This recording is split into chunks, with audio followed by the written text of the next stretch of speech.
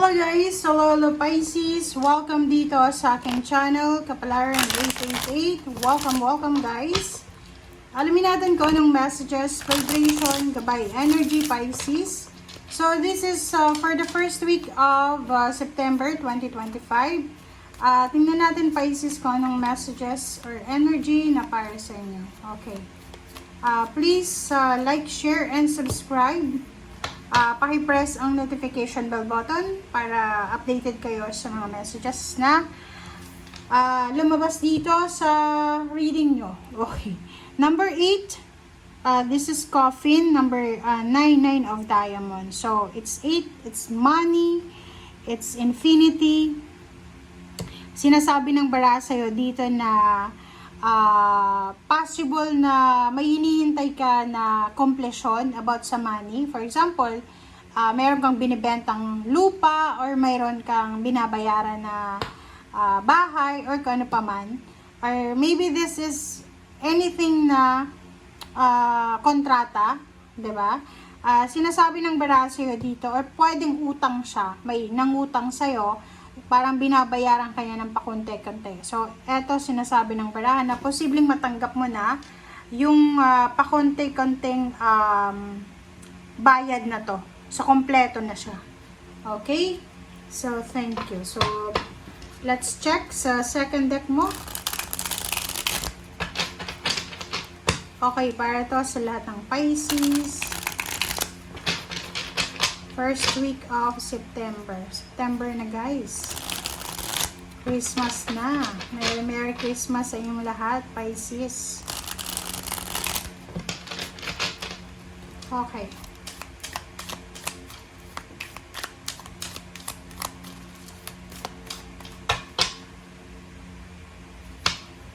Okay. Ace of Coins. Wow! Congratulations, Pisces. Ace of Coins, sinasabi ng barahan to na there's a financial opportunity, prosperity, may manifestation ng money, ng career, and there's a new beginning. So, pwedeng yun, may papasok talagang pera.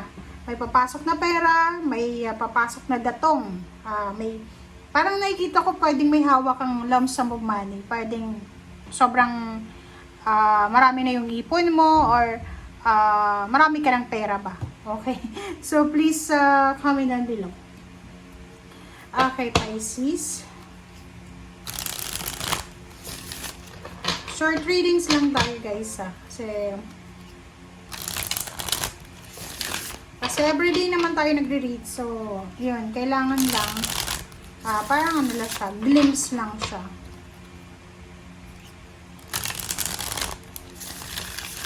Nakaka-boring kasi yung mahaba eh. Sobrang boring siya.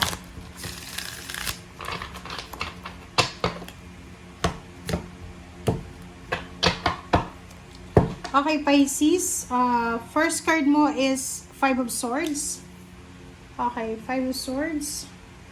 Second card natin is the Moon. Wow. Next is 7 of Swords. 5 of Swords, 7 of Swords, 2 of Cups. And next is 5 of Cups.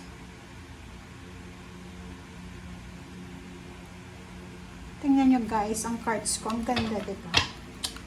Okay, yung sa ilalim mo dito is 9 of Pentacles. So, kukunin ko siya.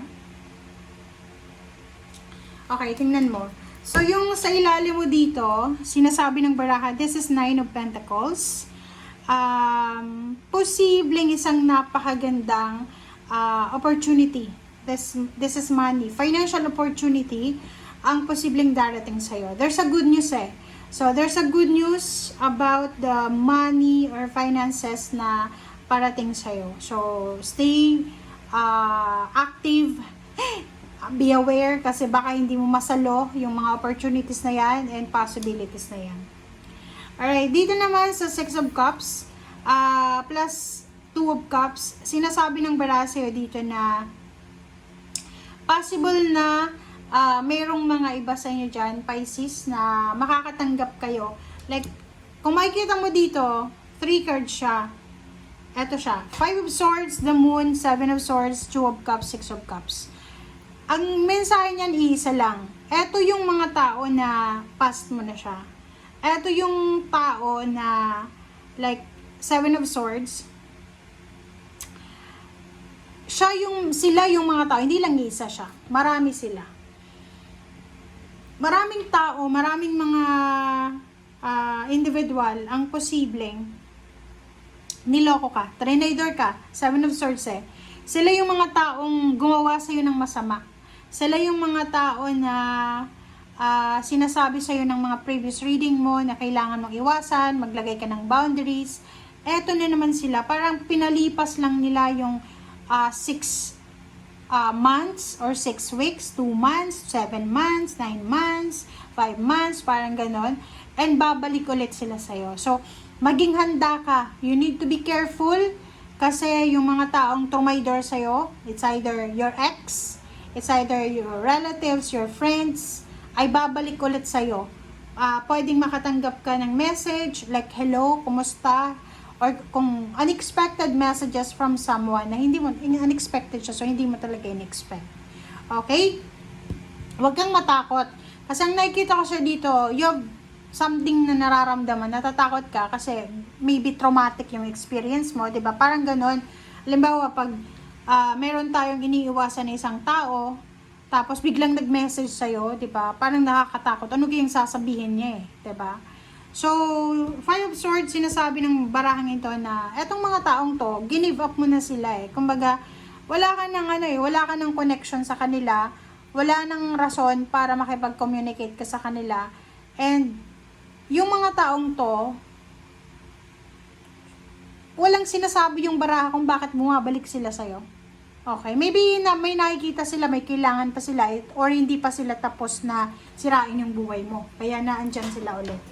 Okay, so be careful, beware. Okay. Okay, tingnan natin. Pisces. Okay, Ten of Wands. And Ace of Pentacles. The Hermit.